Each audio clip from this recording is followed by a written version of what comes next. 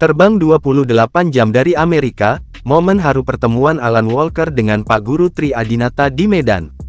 Alan Walker, produser musik elektronik asal Norwegia, datang ke kota Medan menemui guru musik Tri Adinata bersama dengan para muridnya di SMA Al-Azhar, Selasa tanggal 28 Mei tahun 2024. Diketahui sebelumnya pada tahun 2023 lalu Tri Adinata bersama muridnya menyanyikan lagu Alan Walker dengan judul Not You.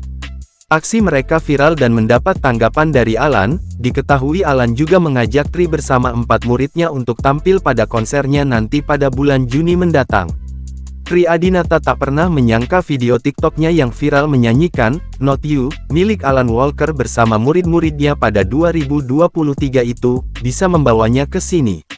Saya tidak menyangka kehadiran Alan di sini, yang datang langsung dari Amerika dengan penerbangan 28 jam untuk berjumpa dengan para murid di sini. Siapa saya bisa didatangi seorang musisi ternama, ujarnya dengan penuh haru, sambil memeluk Alan di sampingnya.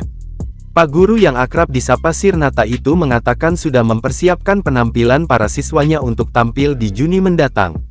Kita sudah berlatih tiap hari, untuk tampil di Jakarta nantinya.